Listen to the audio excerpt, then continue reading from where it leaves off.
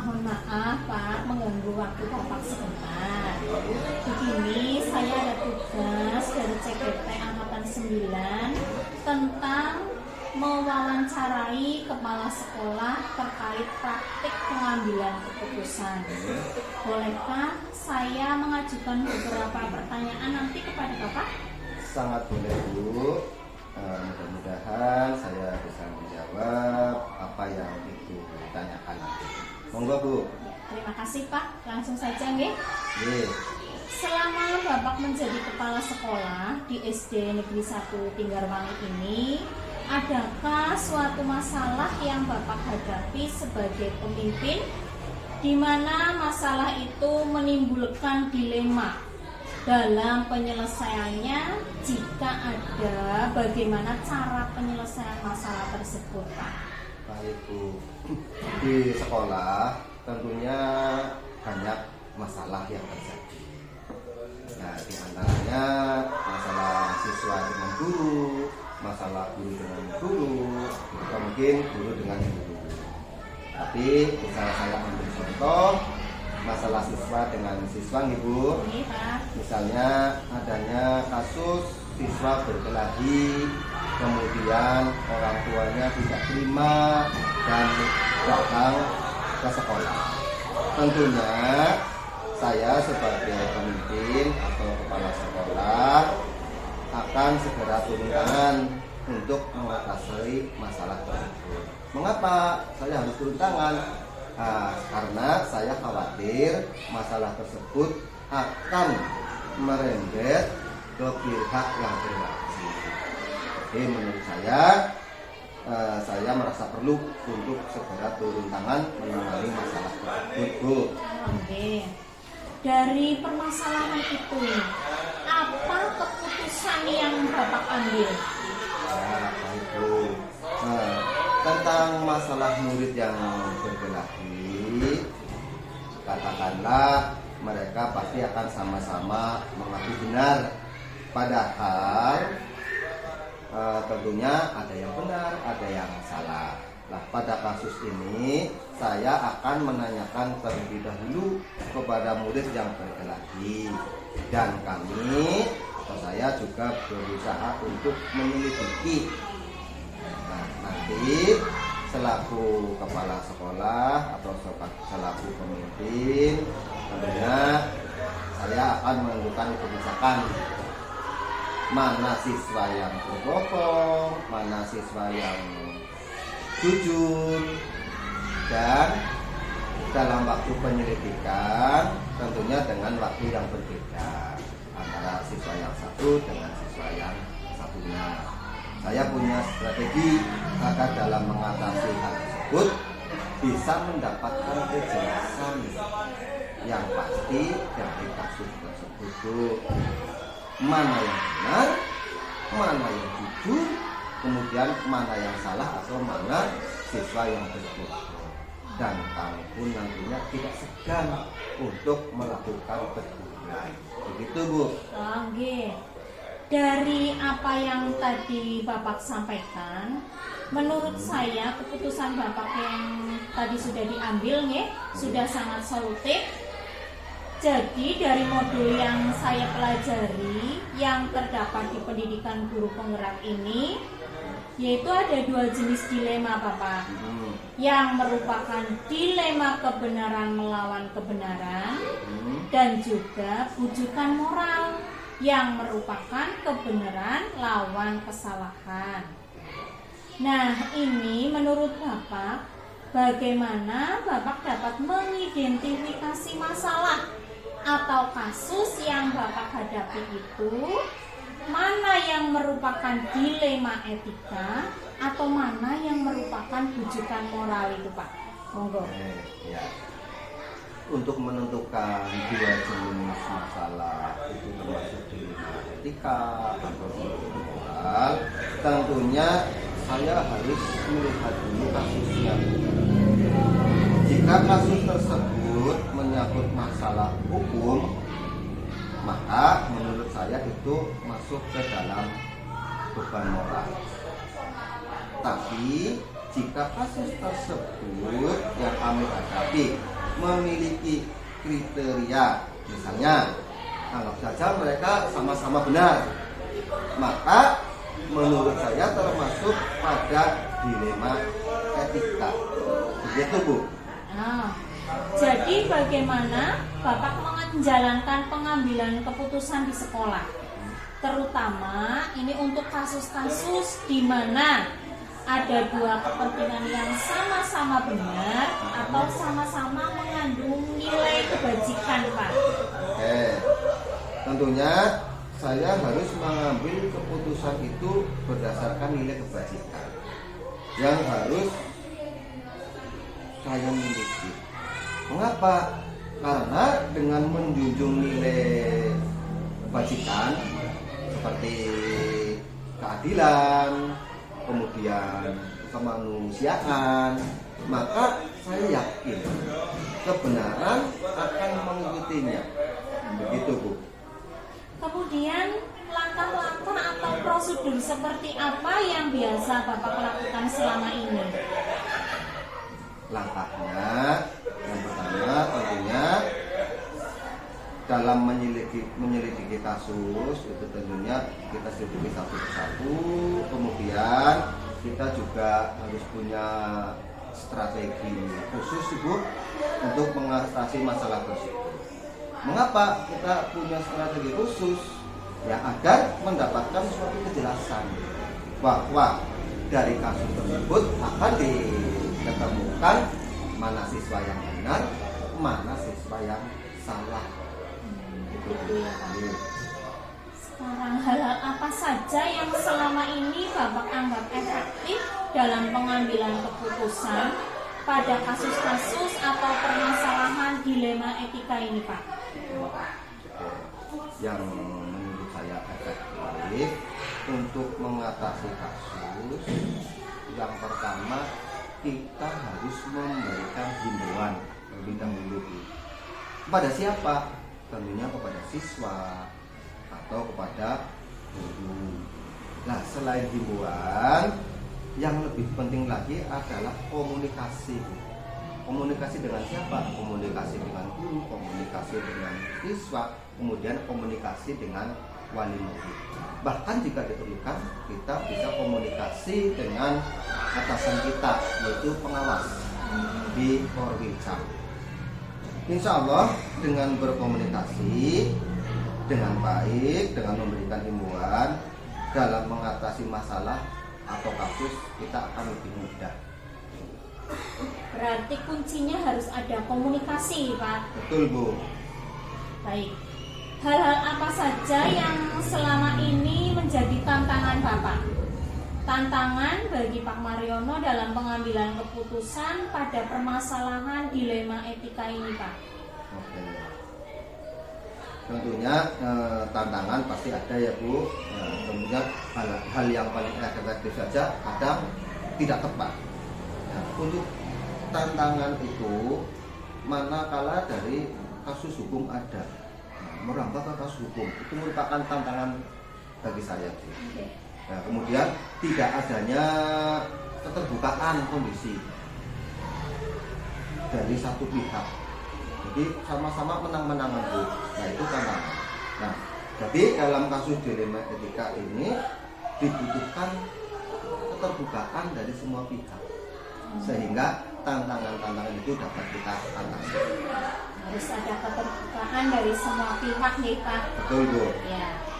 Apakah Bapak memiliki jadwal tertentu dalam sebuah penyelesaian permasalahan atau kasus dilema etika ini? Apakah Bapak langsung menyelesaikan di tempat atau mungkin memiliki sebuah jadwal yang khusus, yaitu untuk menyelesaikan, kemudian bentuk prosedur itu yang digunakan oleh Bapak seperti apa, Pak? Oke, tentunya karena masalah kan tidak terjadwal datangnya ya, Bu. Nah, tentunya untuk jadwal khusus kami tidak ada, Bu. Namun kami dalam mengambil keputusan itu akan menerapkan strategi, dan juga saya langsung menyelesaikan permasalahan atau kasus tersebut. tanpa mengulur-ulur waktu. Begitu ada masalah, begitu ada kasus, kami berusaha untuk segera mengatasinya. Oh, begitu ya. Kemudian ini Pak, apakah adakah seorang atau faktor-faktor yang selama ini mempermudah atau membantu Pak Mariono dalam pengambilan keputusan dalam kasus-kasus dilema etika ini Pak? Tentunya kami tidak menyelesaikan kasus sendiri. Tentunya kami butuh teman. Siapa teman kita? Kita punya teman guru, kita punya komite. Ya. Seperti yang saya sampaikan di awal tadi, bahwa kita butuh komunikasi untuk hal-hal tersebut atau masalah-masalah tersebut yang terjadi di sekolah. Kami selalu berkomunikasi dengan siapa? Dengan teman guru, kemudian dengan wali murid, komite, atau dengan pengawas. Kami selalu berkomunikasi. Mengapa? Karena saya punya keyakinan kalau sudah mengkomunikasikan kasus yang terjadi atau permasalahan yang terjadi, kami yakin dengan seyakin-yakinnya untuk mengambil kebijakan, untuk mengambil keputusan akan intinya tidak akan terjadi resiko atau konsekuensi dari masalah tersebut. Atau setelah kita berkomunikasi, maka resikonya akan sangat kecil, gitu Bu. Oke. Dari semua hal yang telah Bapak sampaikan, kemudian indikator pembelajaran apa yang dapat Bapak ambil atau Bapak petik dari permasalahan Bapak ketika mengambil keputusan dilema etika Pak? Oke, indikator atau pengalaman yang bisa saya ambil, yang menurut saya pertama, kita harus memberi nasihat atau masukan kepada siswa, kepada guru, kepada wali murid, supaya selalu berbuat kebaikan. Selain itu, selain berbuat kebaikan, kemudian pelajaran tadi ya Bu ya, pelajaran yang bisa kita ambil adalah bahwa dengan adanya komunikasi yang baik tadi ya, komunikasi yang baik, kemudian adanya keterbukaan dengan semua pihak, itu kita dapat menyelesaikan masalah dengan tepat dan tentunya akan mendapatkan solusi yang terbaik dari masalah atau kasus-kasus yang terjadi di sekolah. Intinya komunikasi, kemudian keterbukaan. Gitu Bu. Ya, harus ada komunikasi, Betul, terus keterbukaan ya, dengan semua pihak dengan yang semua ada pihak. di sekolah. Ya. Terima kasih Bapak. Ibu. Saya rasa cukup untuk wawancara hari ini. Dari pengalaman Bapak, saya menangani kasus atau permasalahan ini juga luar biasa. Mudah-mudahan dapat menambah pemahaman saya. Terima kasih sekali. Sekian dari saya. Wassalamualaikum warahmatullahi wabarakatuh. Terima kasih juga. Mudah-mudahan apa yang saya sampaikan ada manfaatnya bagi Ibu, kemudian nantinya bagi sekolah Ibu nantinya, dan kami doakan juga mudah-mudahan Ibu nanti selesai dengan lancar. Amin. Kemudian di CPP Angkatan 9 9, Ibu iya, Pak. ya, nanti tentunya bisa lulus dengan nilai yang terbaik. Amin. Atau menjadi yang terbaik dari yang paling baik. Amin. Terima kasih Pak Mariono. Saya jawab salamnya. Waalaikumsalam warahmatullahi wabarakatuh. Terima kasih Ibu. Ya, Sama-sama, sugeng Pak. kondur, hati-hati Ibu. Iya, terima kasih.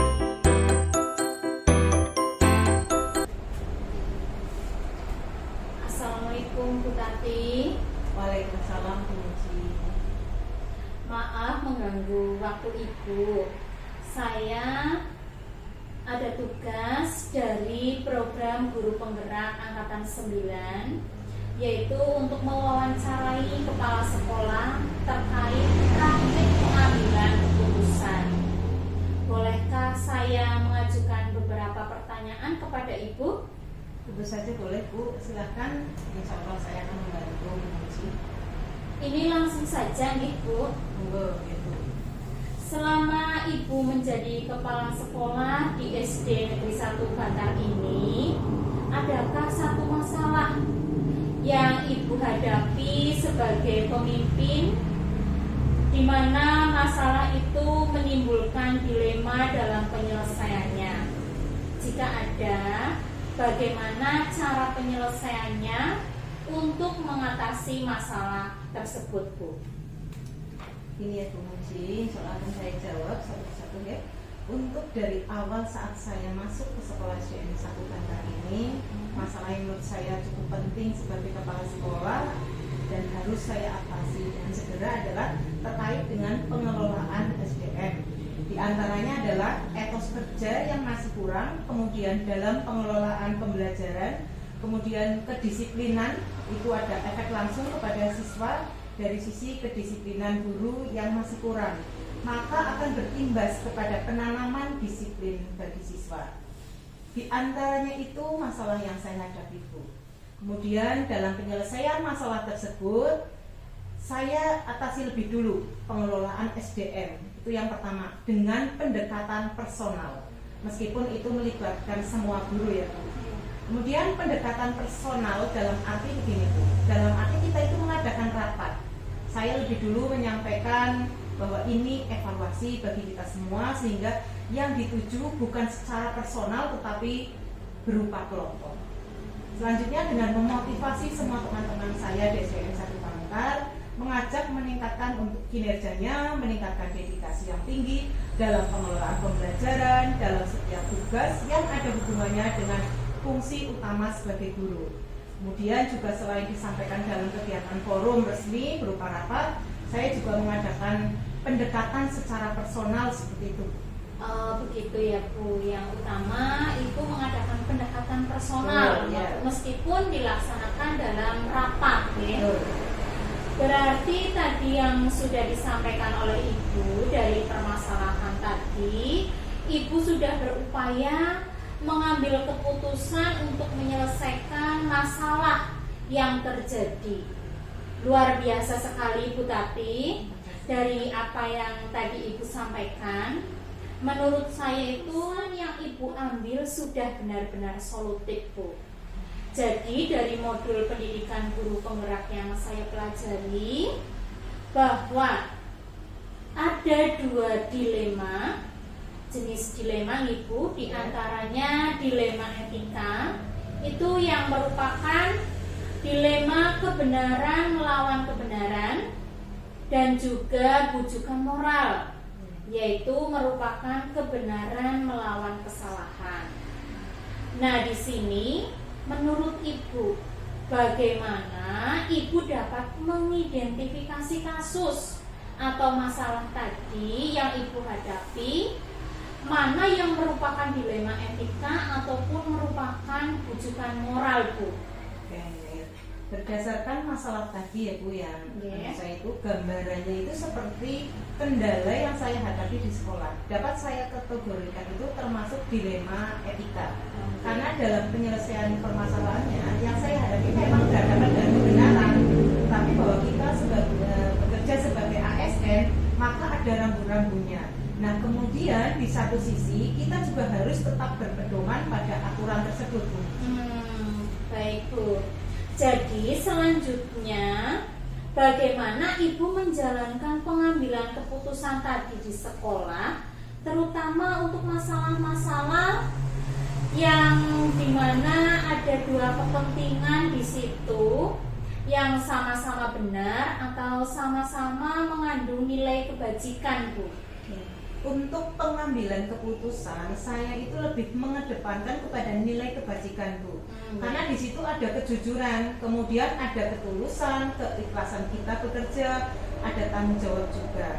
Nah, perlu ditanamkan kesadaran bahwa kita itu bekerja bukan hanya untuk kepentingan ekonomi Bu. Jadi kerja itu kita harus didasari rasa ikhlas, kemudian rasa tanggung jawab, kemudian pada muara akhirnya kita itu di bidang pendidikan itu mengajak, kemudian menyiapkan anak-anak kita itu menjadi orang yang sukses, bukan hanya sukses di dunia ya Bu, tetapi juga sukses di akhirat Bu. Luar biasa Bu Tati. Ini Bu, kemudian langkah-langkah atau prosedur seperti apa yang Bu Prapti biasa lakukan selama ini? Ya, prosedurnya tadi sudah saya jelaskan ya Bu ya. Saya mengidentifikasi dulu. Nah, masalah ini bukan masalah yang ringan Bu. Jadi hal ini merupakan masalah yang serius, tetapi saya juga harus mengedepankan rasa dengan pendekatan, dengan istilah saya itu tidak bisa menggunakan ego saya, tapi mengedepankan pendekatan personal, kemudian menanamkan kesadaran. Di samping itu, tidak lepas dari tujuan yang ingin saya capai. Saya harus memberi keteladanan, meskipun keteladanan itu sebenarnya hal yang berat bagi saya. Tapi saya harus lebih dahulu memberikan contoh kepada teman-teman. Oke. Berarti kita sebagai kepala sekolah harus bisa memberi teladan yang baik itu. Lanjut ya Bu. Hal apa saja yang selama ini Bu Tati anggap paling efektif untuk pengambilan keputusan pada permasalahan dilema etika Bu? Yang pertama itu saya mengajak teman-teman untuk melakukan refleksi. Jadi saya tidak memandang teman-teman itu salah, tetapi mari kita refleksikan apa yang telah kita lakukan dari waktu ke waktu. Nah, dengan adanya refleksi itu, harapan saya itu saya bisa menumbuhkan kesadaran untuk menuju nantinya meningkatkan etos kerja Bu. Kemudian muaranya mempunyai tujuan untuk meningkatkan kemampuan, menggali potensi anak baik di bidang akademik maupun non-akademik, untuk dikembangkan potensinya sehingga anak-anak itu nantinya akan mempunyai kompetensi yang maksimal Bu. Begitu ya Bu. Selanjutnya Bu, hal-hal apa saja yang selama ini merupakan tantangan bagi Ibu dalam pengambilan keputusan pada permasalahan dilema etika Bu? Kalau tantangan di sini berarti maksudnya tantangan dari orang yang dituju begitu Bu? Betul Bu. Monggo Bu. Berarti pada saat mengambil keputusan itu sebenarnya harus mempunyai rasa percaya diri bahwa kegiatan ini insya Allah dari waktu ke waktu itu akan berhasil Bu.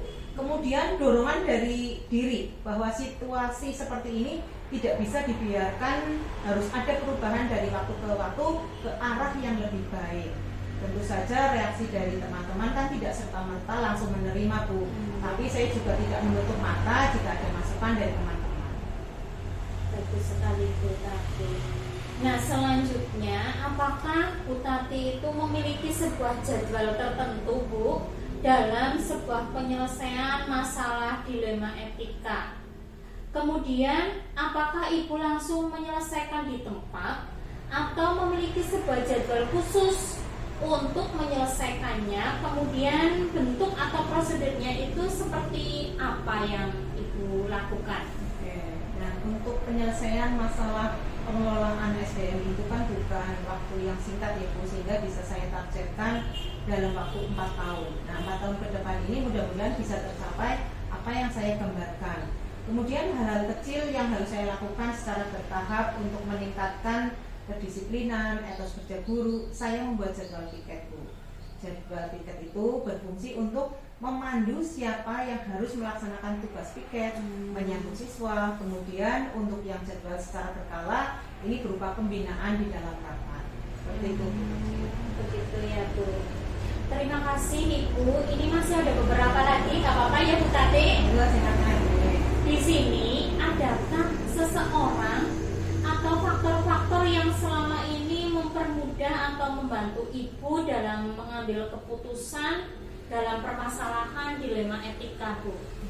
Dalam permasalahan pengelolaan SDM, terutama yang ikut berperan aktif, contohnya itu komite. Sehingga dengan dukungan komite, kemudian ada keterlibatan dari komite dalam kegiatan rapat, saya itu akan merasa terbantu. Peran komite itu sangat penting membantu saya dalam penyelesaian permasalahan.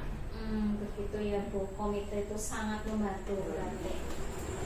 Nah ini Bu, pertanyaan terakhir dari semua hal yang telah Ibu sampaikan tadi, pembelajaran apa yang dapat Bu Tati petik dari pengalaman mengambil keputusan dilema etika ini Bu? Jadi dari berbagai macam permasalahan saya itu bisa mengambil pelajaran ya Bu ya, di antaranya itu pemimpin itu hal yang perlu dipersiapkan selain kita harus menata secara emosi untuk menyelesaikan suatu masalah, kita itu harus ada keterkaitan antara emosi saya dengan orang yang saya hadapi. Kemudian sebelum saya mengambil keputusan, saya harus mengidentifikasi dulu permasalahan-permasalahan yang ada. Kemudian saya juga harus punya banyak kemungkinan untuk beberapa cara. Misal satu cara tidak berhasil, maka saya akan menangani dengan cara yang lain.